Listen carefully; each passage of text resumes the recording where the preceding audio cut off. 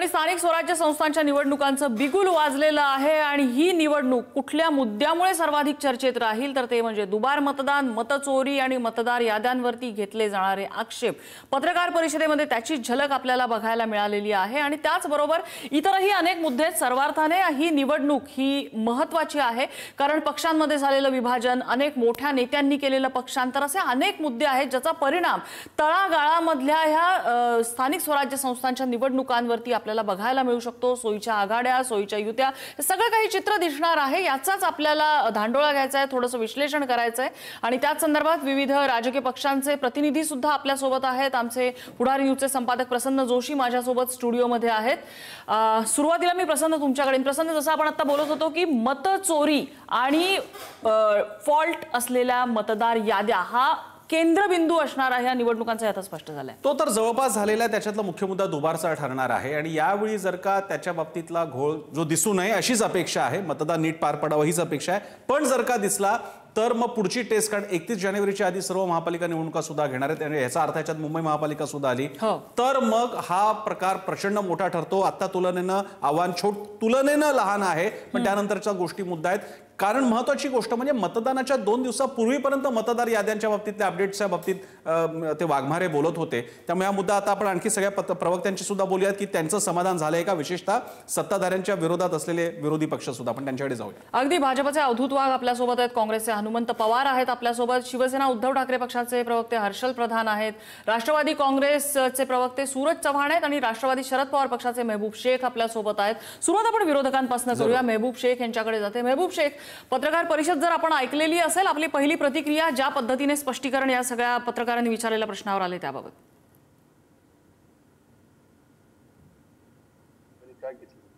हा खरं तर प्रश्न आहे। विरोधी पक्ष मोर्चे घेऊन पुरावे देतोय की दुबार मतदान कसं नोंदलं, एकेका घरात 300-380 मतं, हे सर्व जाती धर्माचे परत एकाच घरात कसे राहतात। दुबार मतदान हा एक विषय आणि एका घरात जे बोगस मतदार नोंदले, जे खरं तर महाराष्ट्रातले आहेत का नाही ही शंका आहे। असे काही मतदार आहेत तर हे सगळे मतदाराची यादीची साफसफाई करून मगच निवडणुका घ्याव्यात अशी मागणी वारंवार विरोधी पक्ष करतोय। 1 तारखेला त्याच्या संदर्भात सर्व मोठ्या नेत्यांनी मिळून मोर्चा घेतला आणि एवढी काय घाई लागली, 1 तारखेला मोर्चा झाला, 4 तारखेला लगेच निवडणूक आयोगाने निवडणूक घोषित केली। म्हणजे जर उद्या कोर्टात गेले विरोधी पक्षाचे लोक तर निवडणूक प्रक्रिया एकदा सुरू झाली तर कोर्टच्या ठिकाणी निवडणूक प्रक्रिया थांबवत नाही, म्हणून घाई गडबडीने लगेच निवडणूक सुरू करायची। मतदार आयोगाने सांगितलं की आम्हाला 31 जानेवारी पर्यंत कंपल्सरी केलं सुप्रीम कोर्टानं। तर आपल्याला आठवतं की मे मध्ये देखील अशाच पद्धतीनं सुप्रीम कोर्टानं सांगितलं होतं की 4 महिन्यात तुम्ही निवडणुका घ्या। त्यावेळेला मात्र निवडणूक आयोगानं कारण दिलं आणि ती परत ज्या तारीख वाढून ती 31 त्या ठिकाणी जानेवारी झाली। पण मतदार यादीतला आता सत्ताधारी पक्षाचे आशिष शेलार साहेब यांनी देखील पत्रकार परिषद घेऊन सांगितलं मतदार याद्यामध्ये घोळ आहे आणि शिंदे सेनेचे अनेक आमदार सांगतायत मतदार यादीत घोळ आहे आणि तुम्ही सांगताय डबल स्टार करण्यापेक्षा ते नाव डिलीट करायला काय प्रॉब्लेम आहे। तुम्ही ते नाव डिलीट करून मतदार यादी स्वच्छ करून निवडणुका का निवडणूक आयोग घेत नाही। आणि मुळात निवडणूक आयोगाला प्रश्न विचारला की भारतीय जनता पार्टीचे नेते मात्र त्या ठिकाणी उत्तर द्यायला येतात। निवडणूक आयोगाच्या विरोधात मोर्चा काढला की त्याला उत्तर द्यायला भारतीय जनता पार्टीचे लोक मोर्चे काढतात। म्हणजे नेमकं निवडणूक आयोग कोणता, भारतीय जनता पार्टी कोणती, असा संभ्रम आता महाराष्ट्रातल्या आणि देशाच्या लोकांना त्या ठिकाणी निर्माण झालाय। आणि मत चोरी, खोटे हे सामान्य माणसामध्ये त्या ठिकाणी पुराव्यानिशी तुमचे पण लोक दाखवतात ना। मग एवढं दिवस 2022ला ज्या स्थानिक स्वराज्य संस्थेची मुदत संपली त्या आता संपून देखील 3-3.5 वर्ष होऊन गेले। 1-2 महिने अजून वाढली असते आणि मतदार याद्या स्वच्छ होऊन जर निवडणूक झाली असते तर असं काय आभाळ कोसळलं असतं।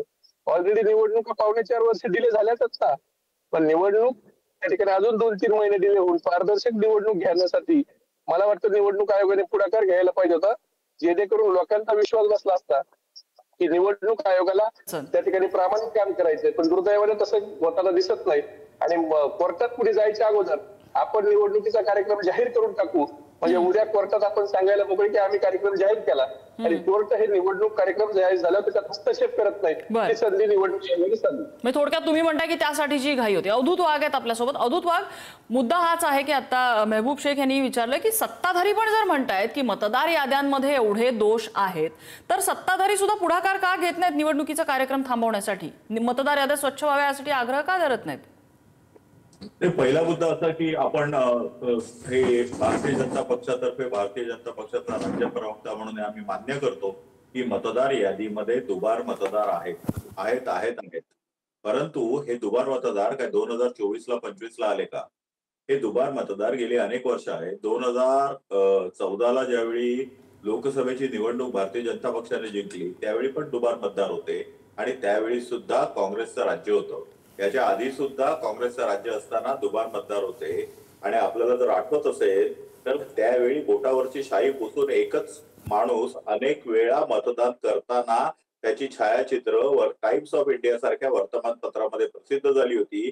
आणि त्या लोकसभा मतदारसंघाचं नाव होतं दक्षिण मुंबई आणि निवडून आलेल्या खासदाराचं नाव होतं मुरली देवरा. आता हे जाऊ देत, ही हिस्ट्री झाली. परंतु आपण सर्वांनी हे मान्य केलं पाहिजे की दुबार मतदार आहेत.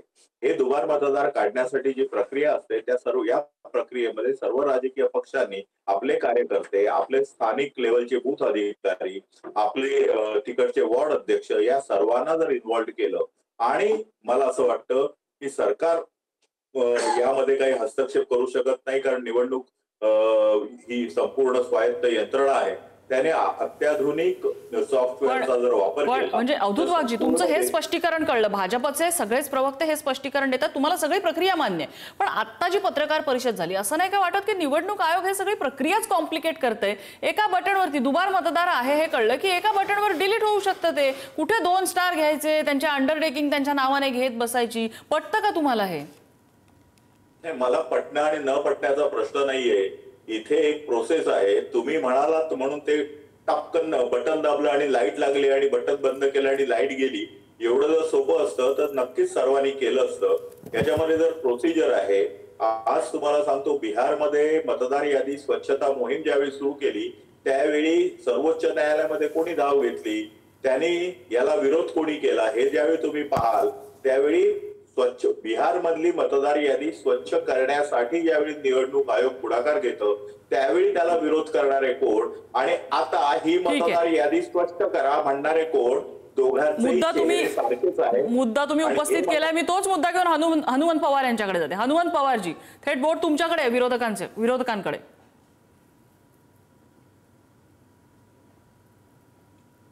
निवडणूक यादी स्वच्छ करायचा प्रश्न आला त्यावेळेस 2 गोष्टीला आम्ही आक्षेप घेतला होता की आधार कार्ड हा तुम्ही पुरावा मानला पाहिजे आणि त्याला निवडणूक आयोग आणि भारतीय जनता पक्ष, केंद्र सरकार सगळ्याचा विरोध होता. आम्ही सुप्रीम कोर्टामध्ये गेलो आणि कोर्टानं निवडणूक आयोगाला दणका दिला आणि आधार कार्ड मान्य करायला लावलं.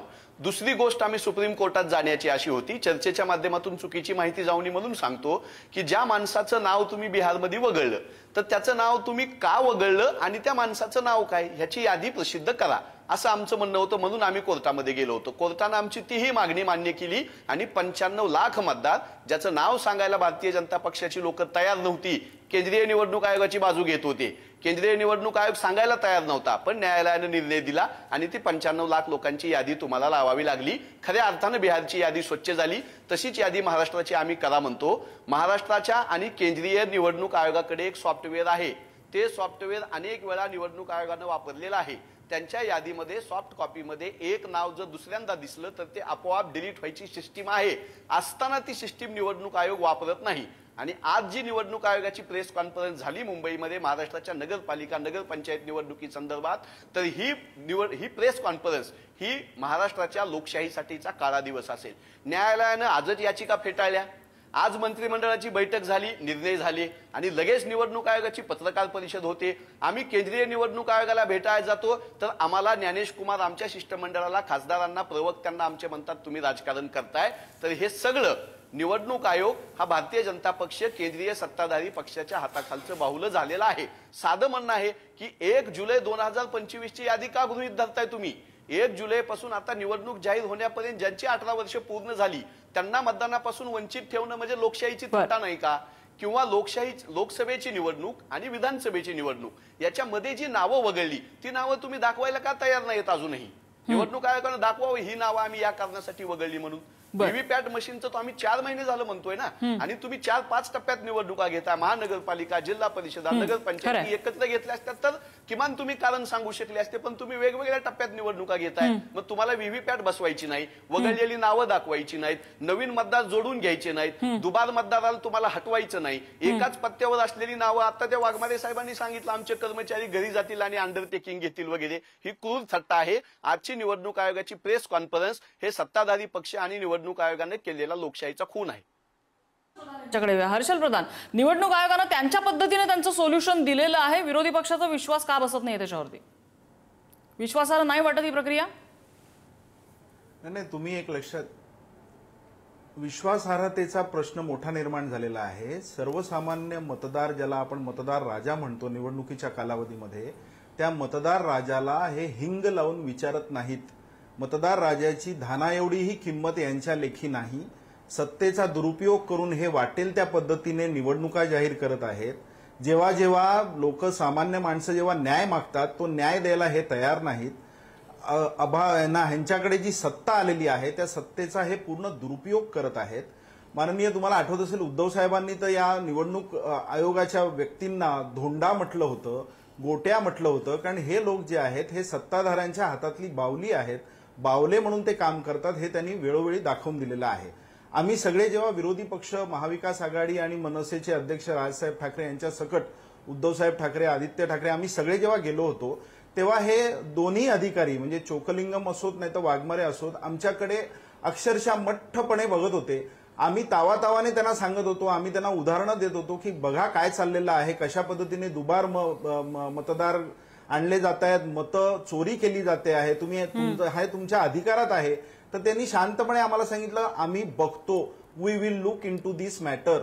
म्हणजे जसं राज्यपाल उत्तर देतात ना, जेव्हा विरोधी पक्षातले सगळे लोक जातात आणि सरकार कशा पद्धतीने अन्याय करते, आता आपण इतकी वर्ष ते पाहतो, राज्यपालांचं एकच उत्तर होतं, we will look into this matter. तशा पद्धतीने यांनी उत्तरं दिली. निवडणुकीचा हा जो त्यांनी कार्यक्रम जाहीर केला ही क्रूर थट्टा नाही, मतदार राजाच्या पाठीत खंजीर खुपसण्याचा प्रकार आहे. तुम्हाला जे वाटेल ते तुम्ही करा, आम्ही आमच्याच पद्धतीने वागू, आम्ही तुम्हाला ऐकणार नाही, कारण आमच्या हातामध्ये सत्ता आहे आणि सत्तेच्या जोरावर आम्ही तुम्हाला काहीही किंमत देत नाही, हे यांनी आज दाखवून दिलं.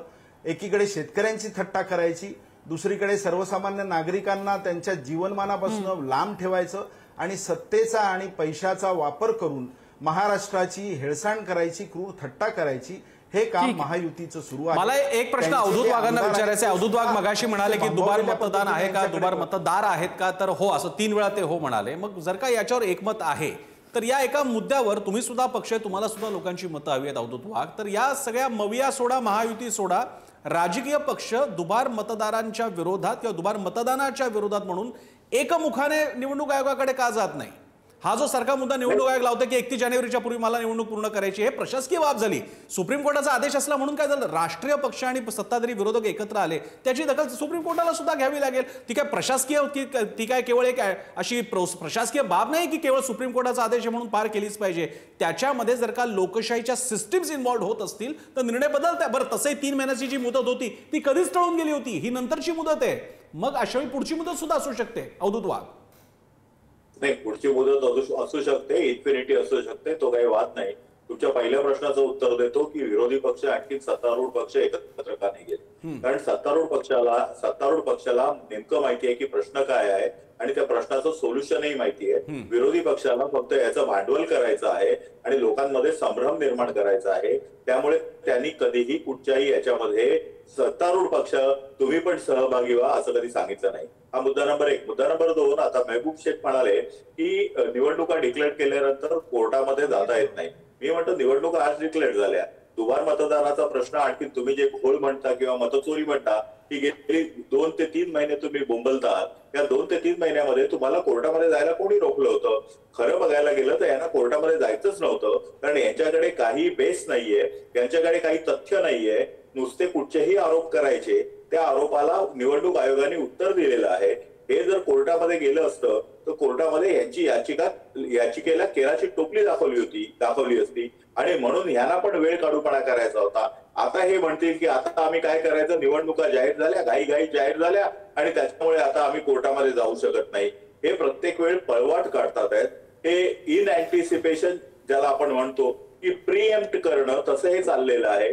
विधानसभेच्या निवडणुकीमध्ये जो प्रचंड मोठी हार झाली विरोधी पक्षाची, त्या धक्क्यातून हे अजून सावरलेले नाहीये आणि त्यामुळे अशा आणि त्याहूनही मोठी हार त्यांना या स्थानिक स्वराज्य संस्थांच्या निवडणुकामध्ये होणार आहे. त्यातून आपल्याला तोंड दाखवायला जागा मिळणार नाही, म्हणून आताच काहीतरी कारण काढून सुरुवातीला बॅलेट पेपर, नंतर ईव्हीएम, त्याच्यानंतर आणखीन काही आणि आता त्याच्यानंतर मुद्दा लक्षात आला. मेहबूब शेख यांना विचारूया आपण. मेहबूब शेख, दाखवायचे खेळ आहेत तुमचे असा आरोप आहे तुमच्यावर. मेहबूब शेख, कोर्टात का नाही गेला अवधूत वाघांचा प्रश्न? तेच सांगतोय मी. अगोदर मतदार याद्याच्या संदर्भातल्या निवडणूक आयुक्ताला चोकलिंगम आणि ते जे काय आहेत त्यांना जाऊन आमचे सगळे नेते, पवार साहेब, उद्धव साहेब, राज साहेब, सगळे नेते, काँग्रेसचे नेते हे जाऊन भेटले, त्यांच्या निदर्शनास आणून दिलं. शेवटी असं आहे की तक्रार जाऊन करायला पाहिजे निवडणूक आयोगाकडे. आणि 1 तारखेच्या भाषणात आमच्या सगळ्या नेत्यांनी सांगितलं आता आम्ही सगळ्या तक्रारी केल्यात पण काही होत नाही, आता आम्हाला कोर्टाचा मार्ग अवलंबावा लागेल. 1 तारखेला सांगितलं कोर्टाचा मार्ग अवलंबावा लागेल. त्याच्या अगोदर राज्य निवडणूक आयोगाच्या दोन्ही अधिकारी जे म्हणले आमच्याकडे मतदार यादीचा अधिकार आहे त्यांनाही भेटलं गेलं, ज्यांच्याकडे निवडणूक घ्यायचंय त्यांनाही भेटलं गेलं. आणि ह्या दोघांना भेटल्यावर आता 1 तारखेला मोर्चा झाला आणि सांगितलं की आता नाही केलं तर आम्ही कोर्टात जाऊ. आणि अनेक पुरावे दिलेत ना, बरं तुमच्या पण पक्षाच्या लोकांनी दिलेत, असं नाही आम्ही दिलेत. मग हे दुबार मतदान जर आहे आणि आम्ही कोर्टात जातो 1 तारखेला सांगितलं, 4 तारखेला लगेच निवडणूक आयोगाने घाई गडबडीने प्रेस घेतली आणि मी कोर्टात जाता येत नाही असं नाही म्हणलं मी. निवडणूक आयोगाचा कार्यक्रम लागला तर असे अनेक निकाल आहेत. ज्या वेळेला कार्यक्रम जाहीर होतो त्यावेळेला सुप्रीम कोर्टानं सांगितलेलं अशा 10-12 केसेस आहेत की निवडणूक कार्यक्रम आम्ही थांबवू शकत नाही.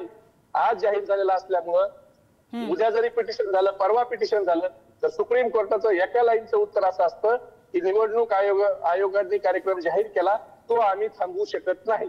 म्हणून एवढ्या काही घाई गडबडीने तुम्ही कार्यक्रम जाहीर केला. तुमच्या कालमंत्र्यांनी पण प्रेस घेतली ना, तर दुबार नावं त्या ठिकाणी वगळायची आणि मग कार्यक्रम जाहीर करायचा. आमचं म्हणणं नाही निवडणूक घेऊ नका म्हणून. आमचं म्हणणं एवढंच आहे की तुम्ही निवडणूक घेताना ही महाराष्ट्रातल्या सगळ्या लोकांना पारदर्शक वाटली पाहिजे. तुमच्या आशिष शेलारांना देखील ती पारदर्शक वाटली पाहिजे. तुमच्या शिंदे गटाच्या आमदारांना देखील ती पारदर्शक वाटली पाहिजे. त्यांनाच पारदर्शक वाटत नाही, विरोधी पक्ष म्हणून आमचं सोडा, तुमच्या नेत्यांना देखील ती पारदर्शक वाटत नाही ना, त्यांना तरी किमान पारदर्शक. आपण विचारूया, महायुतीतले इतर घटक पक्षाचे प्रतिनिधी आहेत आपल्यासोबत. सूरज चव्हाण आहेत राष्ट्रवादी काँग्रेसचे. सूरज चव्हाण, ही प्रक्रिया तुम्हाला पारदर्शी वाटते का? तुमच्या पक्षातर्फे आजवर असा ठराविक मुद्दा, हा निवडणूक यादीतले दोष किंवा दुबार मतदार तुमच्या पक्षाकडनं उचलला गेला नाही आतापर्यंत, म्हणजे माझ्या तरी आठवणीत नाही, असेल तर आठवण करून द्या. नम्रताजी, खरं तर विरोधक हे मनानं हारलेले, त्याने स्वतःचा आत्मविश्वास गमावलेला आहे. म्हणून कुठंतरी आता समोर पराभव दिसतोय या भीतीपोटी हे सगळे प्रश्नचिन्ह उपस्थित केले गेले जात आहेत त्यांच्याकडनं. माझा स्पष्ट प्रश्न आहे की हेच लोक काही दिवसापूर्वी म्हणत होते की निवडणूक आयोग यांच्या ताब्यात आहे, हे निवडणुका घेत नाहीत, घाबरत नाहीत. आता निवडणुका व्हायला लागलेत तर हे कुठलं तरी कारण शोधून ते प्रश्नचिन्ह उपस्थित करून निवडणुका पुढे ढकलाव्या, सुप्रीम कोर्टात जाणार. आता सुप्रीम कोर्टात जायचं होतं तर ते कधी जाऊ शकतात, काली जाऊ शकले असते, परवा शुक्रवारी जाऊ शकले असते. परंतु हे सगळा जो खटाटोप आहे तो पुढे दिसत असलेल्या पराभवाचा आहे. माझा ह्यांना सगळ्यांना प्रश्न आहे, अजूनही तुम्हाला 7 तारखे दिवशी आता निवडणूक जो प्रक्रिया जाहीर झाल्या त्याच्यामध्ये 7 तारखेला मतदार यादी हे प्रत्येक पक्षाच्या पदाधिकाऱ्याकडे BLOकडे देणार आहेत. त्याच्यामध्ये हे लोक प्रश्नचिन्ह उपस्थित करू शकतात की हा भाग आमच्या भागातला माणूस म्हणजे हा आमच्या भागात राहतच नाही, ह्याचं नाव मतदार यादीत आहे. त्याच्यावरती क्वेश्चन मार्क त्या ठिकाणची लोक उद्भवू शकतात. परंतु ह्यांच्याकडे ग्राउंडवरती टीम नाही, ह्यांच्याकडे काम करायला माणसं नाहीत, प्रश्नचिन्ह उपस्थित करायला माणसं नाहीत. फक्त कुठला तरी सहारा घ्यायचा, उद्याच्या पराभवासाठी काहीतरी कारण आजच शोधायचं. हे सगळं कार्यक्रम हे विरोधकांकडनं चाललेला आहे अनेक म्हणजे सत्ताधारी असू द्या विरोधक असू द्या प्रत्येक मतदारसंघामध्ये नाही, सूरज चव्हाणजी, मुद्दा असा आहे की तुमच्या महायुतीमधले भाजप मी एकच मिनिट क्लिअर करतो. भाजपने म्हटलंय की मतदार याद्यात गोंधळ आहे. राष्ट्रवादी काँग्रेसला अजित पवारांना चालणार आहे का हा गोंधळ येत्या निवडणुकीत?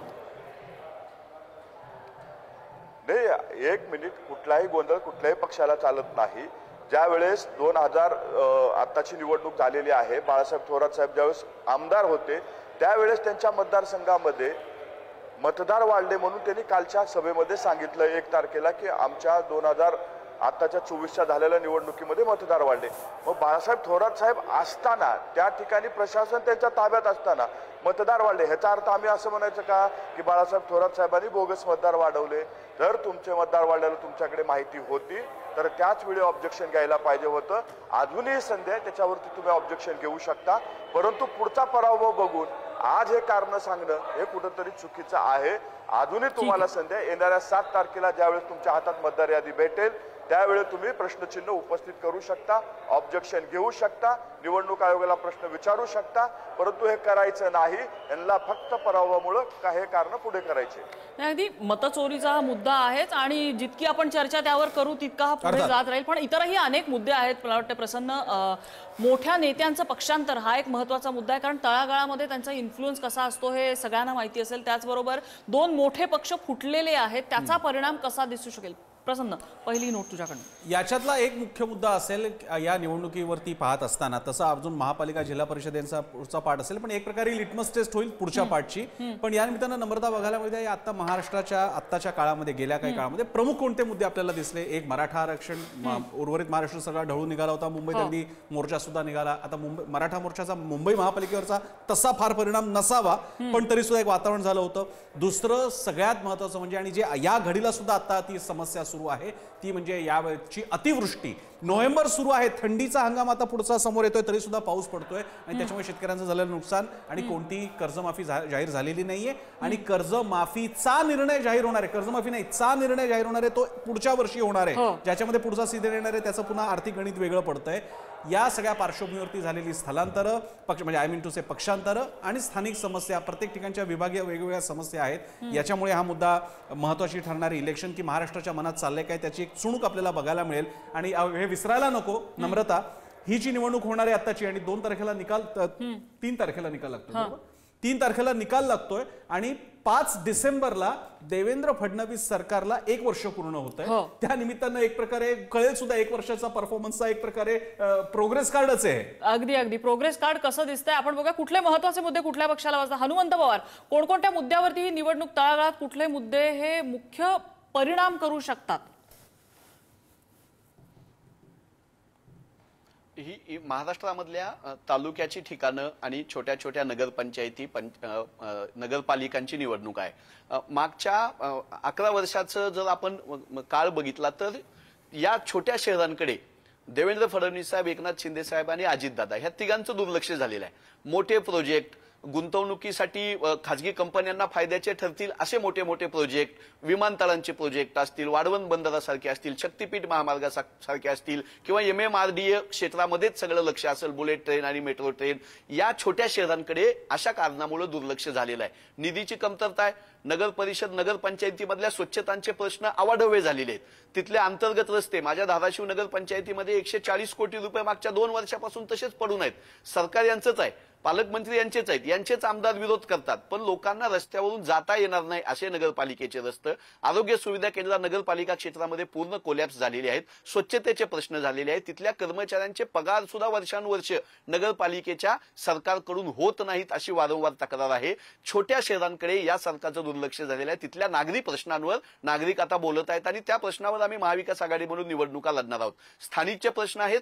कायदा सुव्यवस्थेचा या क्षेत्रामध्ये प्रचंड बोजबारा उडालेला आहे. आज माझ्या धाराशिवमध्ये एका पत्रकारांच्या पत्नीचा दरोड्याच्या याच्यामध्ये जीव गेला बिचारीचा. तर प्रत्येक नगरपंचायतीमध्ये पोलिसांशी संबंधित, कायदा सुव्यवस्थेशी संबंधित, ड्रग्ज व्यवसाय अशा छोट्या शहरामध्ये जातोय, मुलींचं सुरक्षा धोक्यात आलेली आहे. त्यामुळे या सगळ्या प्रश्नाचं एक साधक बाधक एक जनमानस मतपेटीच्या माध्यमातून आम्ही एकवटणार आहोत. आम्ही त्या मुद्द्यांभोवती, नागरिकांच्या रोजच्या प्रश्नांच्या भोवती काहीची नोकरी नसेल, पण पक्षांतर मोठ्या प्रमाणात झालंय तुमच्या पक्षातून, त्याचा किती फटका बसेल तुमच्या पक्षाला, विशेषतः म्हणजे अशोक चव्हाणांसारखे मोठे नेते? खरं म्हणजे ज्यांना संघर्ष करायचा नव्हता, ज्यांना लढा करायचा नव्हता, किंवा ज्यांना जनतेच्या प्रश्नाशी काही देणं घेणं नव्हतं, फक्त आपली साम्राज्य टिकवायची होती, अशा माणसांनी तिकडे उड्या मारलेल्या आहेत. आम्ही आणखीही जे कोण जाणार असतील त्यांचंही तिकडे जावं असं आम्ही अभिमानानं त्यांना सांगू. लढणारी लोक, नवी पिढी, दुसरी पिढी जी संघर्ष करायला घाबरणार नाही, ज्यांचं कुठलंही साम्राज्य चोरीच्या मार्गातून उभा राहिलेलं नाही, ज्यांना फडणवीस साहेब, अजितदादा, एकनाथ शिंदे साहेब भीती घालू शकणार नाहीत, अशा माणसांच्या नेतृत्वाखाली काँग्रेस पक्ष नगरपालिका निवडणुका, जिल्हा परिषद, महानगरपालिकेला आम्ही सामोरे जाऊ. उलट आमच्या अडवून ठेवलेल्या जागा अशा लोकांमुळे मोकळ्या होत आहेत, याचा आम्हाला अभिमानाने आनंद आहे. हर्षल प्रधान यांच्याकडे हाच मुद्दा घेऊन येते. विभागलेला पक्ष ग्रामीण भागामध्ये कितपत परिणाम दिसतोय तुम्हाला? तुमचं रीडिंग काय सांगतंय? आणि मुंबईसारखा हा प्रश्न वेगळ्या लेवलला जातो, तो मुंबई महापालिका किंवा पुणे महापालिका, नाशिक असेल बघायचा, पण नगरपंचायत आणि नगर परिषदांचा विचार जिथे येतो त्यावेळेला ते डायनामिक्स पूर्ण बदलून जातं. नाही, सर्वसामान्य माणसांचे जे प्रश्न आहेत ना ते तसेच आहेत, ते अनुत्तरितच आहेत. ग्रामीण भाग असो किंवा शहरी भाग असो, MMR असो किंवा सर्वसामान्य जे काही लोकांसमोर अगदी रेल्वेमधनं प्रवास करण्यापासून ST बसपर्यंत प्रवास करण्यापर्यंतचे जे विषय आहेत त्या सगळ्यांमध्ये समस्या आणि समस्या आणि समस्याच आहेत. हे सरकार पूर्णपणे अपयशी झालेलं आहे. यांनी शेतकऱ्यांना पूर्णपणे फसवलं. तुम्ही बघा, नगरपालिकांच्या निवडणुका जाहीर करण्याआधी माननीय मुख्यमंत्र्यांनी काय सांगितलं की पुढच्या वर्षी जूनपर्यंत आम्ही कर्जमुक्ती करू. म्हणजे कर्जमुक्तीचा जो विषय बच्चू कडू जे माजी आमदार होते त्यांनी लावून धरला होता, सगळ्या विरोधी पक्षांनी लावून धरला होता. आम्ही तर तो कर्जमुक्ती जेव्हा माननीय उद्धव साहेब मुख्यमंत्री होते तेव्हा कर्जमुक्ती त्यांनी करून दाखवली होती. तर तो जो विषय होता तो लावून धरू नये म्हणून त्यांनी तो पुढच्या टप्प्यात टाकला, म्हणजे पुढच्या वर्षी टाकला. आणि आता या सगळ्या निवडणुका ज्या आहेत त्या 31 जानेवारीच्या आत त्या उरकून घेतील. म्हणजे कर्जमुक्तीचा विषय हा पुढे गेला. शेतकऱ्यांना ते सांगणार हो आम्ही देणार आहोत ना. कधी देणार आहोत? 26 जून 2026 मध्ये. आणि त्यावेळेला ह्यांचं सरकार राहील न राहील हा वेगळा विषय, परंतु कर्जमुक्ती होईल की नाही का त्यांना शेतकऱ्यांना वाटाण्याच्या अक्षताच त्यांनी लावलेल्या आहेत हे सुद्धा लक्षात येईल. सामान्यतः विषय जे आहेत ते हेच आहे. तुमच्या पक्षाची झालेली विभागणी आणि स्थानिक पातळीवरती तुमची आघाडी होणार का तुमच्या मित्र पक्षासोबत? हा प्रश्न हा भेडसावत नाहीये तुम्हाला स्थानिक पातळीवर? नम्रताताई, हे विषय जे आहेत ते स्थानिक पातळीवरचे आहेत आणि स्थानिक पातळीवर आघाडी करायची की नाही ह्याचे अधिकार सर्व प्रमुखांनी स्थानिक लोकांना, स्थानिक पदाधिकाऱ्यांना दिलेले आहेत. त्यामुळे स्थानिक पदाधिकारी ज्या पद्धतीने अहवाल देतील त्यावर ह्याचा निर्णय होईल. परंतु सर्वसामान्य माणसाच्या आयुष्यातले जे प्रश्न आहेत ते संपत नाहीयेत. राजकारण बाजूला ठेवा. आता उद्यापासून माननीय उद्धव साहेब मराठवाड्याच्या दौऱ्यावर निघाले आहेत. 4 दिवस ते मराठवाड्यात राहणार आहेत. लोकांच्या समस्या ते जाणून घेतात. नेहमी ते स्वतःहून जातात. शेतकऱ्यांच्या समस्या इतक्या मोठ्या आहेत की जमीन खुरडलेली आहे, त्यांच्याकडे पैसे नाहीयेत आणि सरकारकडनं फक्त आश्वासना व्यतिरिक्त काहीही मिळत नाहीये. हे लोक कॅबिनेटमध्ये सुद्धा मोठे मोठे आकडे जाहीर करतात, पण प्रत्यक्षामध्ये तो शेतकरी कर्जमुक्त होत नाही, त्याचा 7/12 मोकळा होत नाही, त्याला नवीन कर्ज मिळत नाही. हे जे विषय आहेत याकडे कोणी गांभीर्याने पाहत नाहीये. निवडणुका आल्या काय त्या लगेच आपण पैशाचा एवढा आता महापूर येईल, ते तुम्हाला महायुती म्हणजे महापूरच आहे. जिकडे तिकडे पैसे वाटून हे मतदान. मला एक शेवटचा प्रश्न मला फक्त अवधूत वाघांना विचारायचा आहे. अवधूत वाघ, मला ते दिवस आठवतात 90च्या 2000च्या दशकातले, सत्तेच्या पूर्वी तुम्हाला मिळण्याच्या पूर्वीचे, की अडवाणींनी ईव्हीएमच्या विरोधात मोठा आरोप केला होता, एक चळवळ उभारली होती, एक वातावरण तयार केलं होतं, अनेक जण त्याला जॉईन झाले होते, त्यांच्या बाजूने बोलत होते. तो भाजप तेव्हाचा पक्ष आणि आता उदाहरणार्थ ही चर्चा सुरू आहे, तुम्हाला ऑलमोस्ट काही रस नाही असं वाटतंय. म्हणजे दुबार मतदान नीट होतंय की नाही, विरोधकांचे हे मुद्दे की जे प्रामुख्यानं विरोधकांसाठीचे नसून सगळ्या पक्षांसाठीच आहेत. उद्या आशिष शेलार म्हणालेच आहेत की त्यांनी मुसलमानांची दुबार मतदानं दाखवून दिली, म्हणजे भाजपला सुद्धा त्याचा धक्का पोहोचतोय असं दाखवून दिलं त्यांनी. पण भाजप अग्रेसिव्हच नाही आहे या मुद्द्यावर. तुम्ही अतिशय चांगला प्रश्न विचारला. ज्यावेळी निवडणूक आयोगाने बॅलेट पेपर बंद करून ईव्हीएम मशीन चालू करण्याचा निर्णय घेतला त्यावेळी त्या ईव्हीएम मशीन मध्ये असलेले फ्लॉज हे याच्या विरुद्ध भारतीय जनता पक्षाने अगदी लालकृष्ण अडवाणी साहेबांनी आणि मुंबईमध्ये महाराष्ट्रामध्ये विशेषतः किरीट सोमय्या यांनी डेमॉन्स्ट्रेशन दाखवून ते ईव्हीएम मशीन उघडे पाडले होते. त्याचा फायदा असा झाला की इलेक्ट्रॉनिक कॉर्पोरेशन ऑफ इंडिया या भारत सरकारच्या संस्थेने, त्या कारखान्याने नव्या प्रकारच्या ईव्हीएमची आणि फ्लॉलेस ईव्हीएमची ही केली, मॅन्युफॅक्चरिंग केलं आणि त्यानंतर अशा प्रकारचे फ्लॉलेस ईव्हीएम्स हे आपण वापरायला लागलो जे कुठेही हॅक होऊ शकत नाहीत. तशा प्रकारचे हॅक होऊ न शकणाऱ्या ईव्हीएमचं डेमॉन्स्ट्रेशन माझ्या मताप्रमाणे 2004 सालच्या लोकसभा निवडणुकीच्या आधी सर्व पक्षांना, म्हणजे विरोधी असोत किंवा, दाखवलं आणि त्यावेळी सर्वांनी सॅटिस्फॅक्शन दाखवलं. 2004 नंतर आम्ही विरोधी पक्षामध्ये असताना सुद्धा आम्ही कधी ईव्हीएमच्या विरोधात बोललो नाही, कारण 2004 ला जी ईव्हीएम्स आली ती फ्लॉलेस आणि हॅक न करू शकणारी अशी होती. आता एखाद्या गोष्टीवर संशय व्यक्त करणं गोष्ट वेगळी, पण सरकारी यंत्रणांनी जर आपला संशय जो आहे त्याचं निराकरण केलं तर उगीच बोंबाबोंब करून लोकांचा दृष्टीभ्रम करणं हे भारतीय जनता पक्षाला मान्य नाही. त्यामुळे 2004 साली भारतीय जनता पक्षाने ईव्हीएम एक्सेप्ट करून काँग्रेसच्या राजवटीमध्ये असलेल्या 2024च्या लोकसभा निवडणुका त्याच ईव्हीएम मधनं लढवल्या. आज ईव्हीएम बोलणाऱ्या एकाही पक्षाने कधीही ईव्हीएमचं लाईव्ह डेमॉन्स्ट्रेशन हॅक होण्याचं निवडणूक आयोगाकडे दाखवलं नाही. निवडणूक आयोगाने एकदा नव्हे, दोनदा नव्हे तर तीनदा तशी ऑपॉर्च्युनिटी दिल्यानंतर डेमॉन्स्ट्रेशन तर सोडाच. अवधूत वाघ, जे मशीन इतरांकडे नाहीच आहे त्याचं डेमॉन्स्ट्रेशन ते कसे दाखवतील? ही जबाबदारी निवडणूक आयोगाची आहे. अहो, निवडणूक आयोगाचा प्रश्न नाहीये. जर तुम्हाला असं वाटतं की अशा प्रकारचे यंत्र तयार करू शकतात तर तशा प्रकारचे यंत्र तयार करून तुम्ही काय दाखवत? त्याचं कारण ते अधिकृत आहे असं निवडणूक आयोग मांडणारच नाही. आणि दुसरी हे तुम्हाला कोणी सांगितलं की निवडणूक आयोग ज्यावेळी निवडणुका भारतामध्ये नसतात त्या पिरियडमध्ये तो नंबर जर एखाद्या पंजीकृत म्हणजे नोंदणीकृत राजकीय पक्षाने मागितलं तर डिपॉझिट घेऊन ते आपण देऊ शकतो, फक्त प्रोव्हाइडेड ते निवडणूक कार्यालयाचं जे बंधन आहे त्या बंधनामध्येच ठेवावं लागेल. तुम्हाला ते घेऊन तुमच्या घरी जाता येणार नाही, कारण त्याचा दुरुपयोग होऊ शकतो. काही गोष्टी न्यायाच्या आणखी चौकटीच्या आत कराव्या लागतात. परंतु एक लक्षात घ्या, ईव्हीएम आणलं काँग्रेसने आणि त्याच्या विरुद्ध रडतंय काँग्रेस आणि ईव्हीएमला विरोध भारतीय जनता पक्षाने केला आणि आज भारतीय जनता पक्ष त्याचं समर्थन करत आहे. याचं कारण गेल्या 30 वर्षामध्ये टेक्नॉलॉजीमध्ये झालेला बदल आहे. त्या बदलामुळे सर्व ईव्हीएम्स आता पारदर्शी आहेत आणि हॅक होणं अशक्य आहे. आजही माझी चॅलेंज आहे की कोणीही निवडणुकीचं ईव्हीएमचं यंत्र हॅक करून दाखवावं. बरं, एक दोन मेहबूब शेख आणि हनुमंत दोघांनाही बोलायचं, पण एवढा वेळ देता येणार नाही. मेहबूब शेख आणि हनुमंत, मी फक्त मेहबूब शेखांकडे जातो. मेहबूब, थोडक्यात प्लीज. मेहबूब, मला एवढंच सांगायचं अवधूत वाघांना, जसं 2004 ची तुमची शंका निवडणूक आयोगाने बोलून घेऊन दूर केली काँग्रेसच्या काळात, तिथं तुमचा ईव्हीएम वर विश्वास बसला, तसं आता विरोधी पक्षाला निवडणूक आयोग बोलून घेऊन त्यांच्यावर विश्वास का बसू देत नाही? ठीक आहे, आता हा प्रश्न आपण निवडणूक आयोगाकडे सोपूया. तुर्तास मात्र निवडणुकीचा कार्यक्रम जाहीर झालाय. नम्रता, अगदी, आणि हा निवडणुकीचा कार्यक्रम जाहीर होताना जो काही गाजावाजा आणि जी काही भंबेरी उडालेली दिसली, जे काही प्रश्न उपस्थित झाले, त्यामुळे ही निवडणूक अगदी स्थानिक पातळीवरची छोट्या नगर परिषदा, नगरपंचायती, जिल्हा परिषदांमधली असली तरी वादळी होणार आहे. त्याच्यात अजिबातच वाद नाही. त्याची झलक आज पहिल्याच दिवशी बघायला मिळाली. चर्चेसाठी सगळ्या मान्यवरांनी वेळ दिला. सगळ्यांचे आभार. वेळेअभावी काही जणांकडे जाता आलं नाही, मात्र वेळेची बंधनं आहेत ती आपल्याला पाळावी लागतील. सगळ्यांचे आभार. आजची चर्चा इथेच थांबते. पाहत राहा पुढारी न्यूज.